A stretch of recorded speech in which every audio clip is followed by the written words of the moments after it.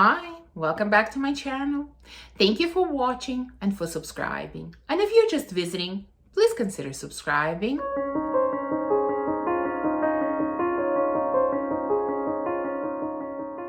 So I think most of you know that my favorite floral note is rose. I've always loved this note. And I wanted to do a list of my top favorite fragrances that feature this note. But when I looked at my collection, I realized that it would be very difficult to do a top list, like, I don't know, top 5, top 10, because I love them all. I really love them all. And so instead, I decided to share with you my entire rose collection, and not just share it with you, but I'm going to do a rating. I have 16 fragrances that feature this note prominently, and I'm going to rate them from number 16 to number 1. So before I start, take your guesses. What do you think are going to be my top 3? Maybe even my top 1, if you can guess. I would love to know your guesses. And now let's start with the rating. In number 16 spot, I have Essence 1 Rose from Elie Saab. Now, this is created by Francis Kurkdjian, just as I believe the rest of the fragrances from this line. Fragrantica says that it features 4 different types of roses, although to my nose, it feels like this fragrance should be a lot more complicated than just 4 types of roses, but maybe. This really is very deep, very dark, very seductive. It's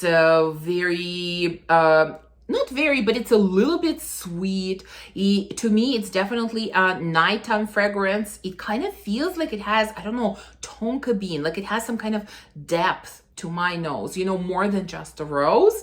So it's a beautiful, beautiful fragrance. The reason I put it in number 16 spot is because I don't think it's exactly my type of rose. Like, it's not exactly sort of me in the bottle, you know? I love, love, love smelling it from the bottle, but when I spray it on myself, I am not sure that I love it as much, you know? Somehow it just doesn't seem like me. I hope that makes sense. So for that reason, it ended up in number 16, but again, I will say I love all of the fragrances that I'm going to talk about today, but you know, they had to be ranked somehow. So Elie Saab Essence 1 is number 16. Number 15 on the list is Velvet Rose and Oud from Jo Malone. This is a really, really great rose and oud combination. Of course, this combination is, you know, sort of old news by now. It's been popular for many years now. And if you're looking for this type of combination and, you know, maybe you're new to oud or you don't get along with oud, I think this one is great to try. This has the most user-friendly, easygoing type of oud because it's barely noticeable. Like, honestly, it's barely noticeable. It's almost like it has a woody background more than actual oud. There's also rose in here, of course, and there is also, I think, praline. So the rose is very sweet. Not too sweet, I would not call it jammy, but it is still sweet. So it's a beautiful rose and oud combination. Now, although I have learned to like oud, I have, you know, quite a few fragrances that feature this note and I can wear them and I enjoy them, but it is still not, you know, my favorite note. I won't lie about it. So for that reason, I put this fragrance in number 15. In number 14, I'm kind of really surprised that I put this fragrance so low because I think it is gorgeous, but somehow Izia from Sisley ended up in number 14. Well, I had to rank them somehow, right? So this is very young, very airy, even I would say watery type of rose. It has a bit of sparkly personality, let's call it. There are aldehydes in here, and I think it's aldehydes that add that sparkling quality to this fragrance. This really feels like very young, very fresh types of roses. There is some freshness in here. I think there are probably some citruses added in. It's beautiful. It's understated. It's elegant. It's very fresh. So it has a lot of great qualities. It's really beautiful, really beautiful. But you know, like I said, somehow the others ended up in front of it, but it is still a really great choice. In number 13 spot, again, a bit of a surprise. It's my beloved Roses Berberanza from Maison Lancome. You know, if you watched me sort of since the beginning, you might remember that I've had this fragrance for a very long time. And I think, although I still love it, I might have gotten a little bit tired of it at the moment. Maybe I'm just looking for a bit of a break from this fragrance. That's why it's kind of got rated a little bit lower, but I still love the scent. This is, of course, a very jammy, sweet rose. It has honey. It has some boozy notes like rum, or yeah, I think it's rum. Of course, it has pistachios, which play a huge part in this fragrance, especially in the opening, and really for the remainder of the life of this fragrance as well. But this is a beastly scent, beastly. It has an amazing projection in sillage. When I put this on, I mean, everyone around me can smell it the whole day. Sometimes it lasts more than a whole day. It is absolutely beastly. And it is also extremely sweet and jammy. So it's a beautiful scent. Like I said, I'm just a touch tired of it at the moment. That's why it ends up in number 13. In number 12 spot, we have Monacar from Indult. This fragrance is very simple. I mean, I think there's only lychee and rose in it, but I don't smell lychee. To me, it's a candied rose. It's like, yeah, you have some kind of hard candy made from rose. That's what it smells like to me. It's so fun. It's so cheerful. It's so delicious. You know, it's simple. There's nothing extraordinary in it. And yes, it doesn't smell 100% natural. You know, there is a touch of something synthetic in this fragrance, definitely. But you know, I really enjoy it. This is not the type of scent that I could reach for, you know, anytime. I have to be in the mood to reach for it. But when I am in the mood, I enjoy it very much. So again, this is Monacar from Indult, which is in number 12. In number 11 spot, I have Burning Rose from Carolina Herrera from her Confidentials line. This is a gorgeous rose. It also has cinnamon.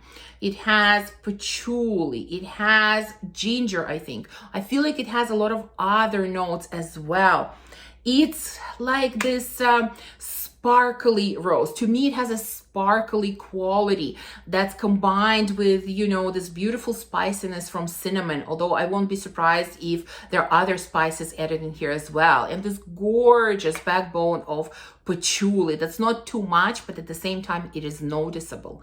And then in the dry down, I also get a very light touch of some kind of really expensive and really smooth leather, which I should hate, but instead I love. It just works in this fragrance. So it is a beauty for sure. So this is Burning Rose from Carolina Herrera. And so we're down to top 10. And we're gonna open this top 10 with a discontinued beauty, which is Dancing Roses from Viktor and Rolf. And I think, honestly, I put this fragrance kind of lower on the list because it is discontinued and it's almost impossible to find.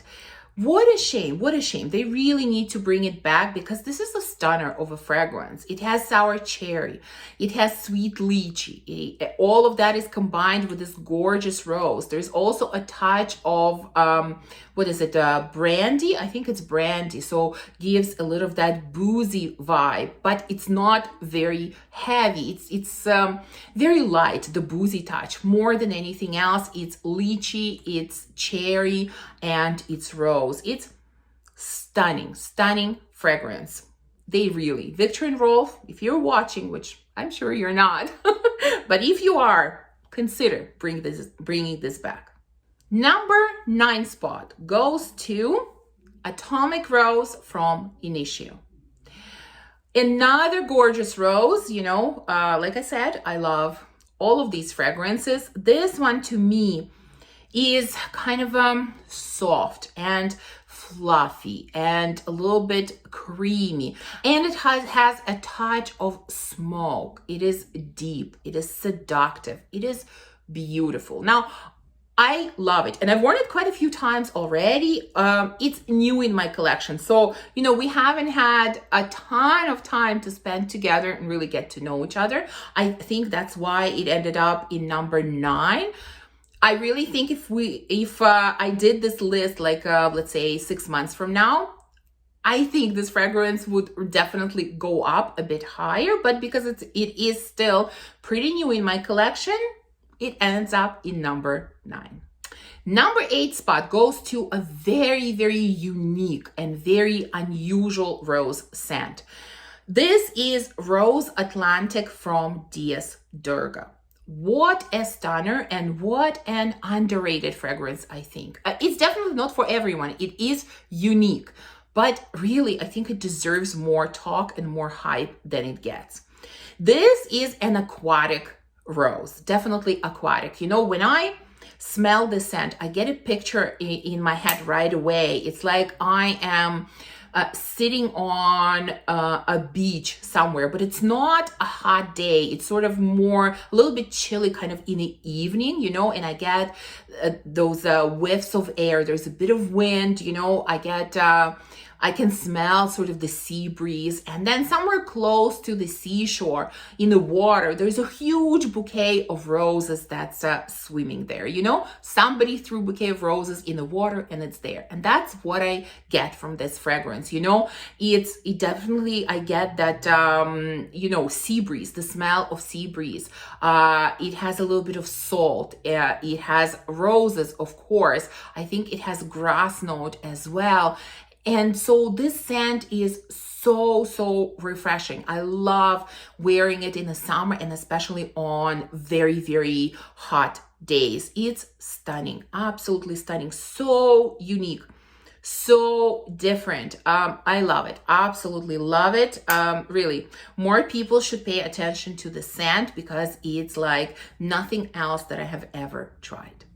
Number 7 spot goes to one of my favorites in my collection, and that is Tabac Rose from BDK. The reason I put it in the number 7 spot is because, you know, it is gorgeous. It is also unique, but I don't get rose for the duration of the fragrance because I've mentioned it many times in the opening. I don't get rose at all. It's mostly tobacco, it's patchouli, and it's plum. And then when in a dry down, that's where the rose comes out for me, and the chocolate comes out, and it's like a chocolate covered rose on a base of a little bit of patchouli and a little bit of tobacco. So it's a stunning, also unique scent in my opinion, but rose is not present to my nose through the whole life of this fragrance. That's why I put it a little bit lower on the list. Number 6 spot goes to another unique and different fragrance, and that is Dombroza from Liquids Imaginaires. This is rose combined with champagne and combined with some fruits. I think there is pear in here, perhaps other fruits as well. And when I smell this one, I also get this picture in my head, you know, it right away puts me in some type of celebration mood, you know, like we are celebrating maybe someone's birthday or celebrating a graduation or celebrating something. And, you know, we're sitting at this table, they've served like dessert, I guess, at this point, you know, there is this huge bouquet of roses that's standing there. There is a bowl of fruit, different fruits on a table, and then there is a glass of champagne there as well. This is what this fragrance smells like. It is so bubbly, it is so happy, it is so cheerful, it is so celebratory. It's gorgeous, absolutely gorgeous. Another fragrance that deserves more hype than it gets. Not many people talk about it and talk about this house in general. They have some really interesting scents. And so we've reached top 5. Well, let's open top 5 with my long time favorite. Of course, it is Botanica. Still love the scent, still haven't grown tired of it. You know, yes, I don't wear it as much as I used to, but how can I? I have such a selection here, but I still wear it and I still enjoy it. This is kind of dry, slightly herbal rose, but in the best possible way. It has cannabis, which I don't get. It has mint, it has musk, it has rose. Unique. This scent is unique in my mind as well. You know, it's not like anything else, and that's, I think, part of the beauty of the scent, that it is different from the other rose fragrances. So Florabotanica from Balenciaga opens our top 5. In number 4 spot, I have a new addition to my collection that I have had for pretty short time, and I've already wore it quite a few times. You know, I kind of fell in love with it immediately and I continue to enjoy it. This is Priscilla from Esse Strikes the Notes. This is such an interesting, in a way fresh, in a way creamy, in a way fruity rose. There are some fruits in here. I think there are red berries and there is pineapple in here. There are some other florals, although I definitely get very strong rose. There is musk in here, vanilla in here. So it is definitely a little bit sweet, but you know, the sweetness in here is more like floral sweetness rather than vanilla sweetness. So it is just so interesting. It is so beautiful. It is so unassuming. Like, to me, there's some kind of lightness to this fragrance, you know, not in a way that it performs, but just in the way it feels. There's some kind of lightness and airiness to it that I'm absolutely loving. Like I said, wore it quite a few times already and really enjoyed it every single time. Finally, we've reached top 3. So again, take a guess which one is my number 1. But for now, let's start with number 3. And in number 3 spot, I have the beautiful Delina.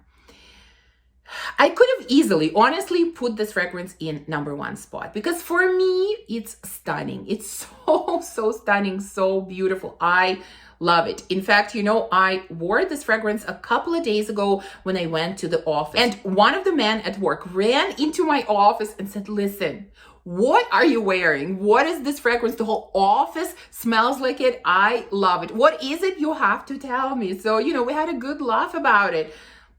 It is a compliment getter for a reason. I think definitely for a reason. It is gorgeous. I mean, what new things can I tell you about this fragrance? You all know what it's about. It is sweet lychee, it is sour rhubarb, and combined with a stunning rose. That's what it's about. I love it, and I constantly reach for it. I put it in number 3 spot because, you know, it is a little bit too common these days. Too many people wear it. Too many people love it, which I can totally understand why. I'm one of those people. But, you know, because it is so common, I kind of couldn't put it higher than number 3. But if it wasn't the case, this could easily end up in number 1 spot. Number 2 spot goes to my beloved Rose All Day from Gallagher.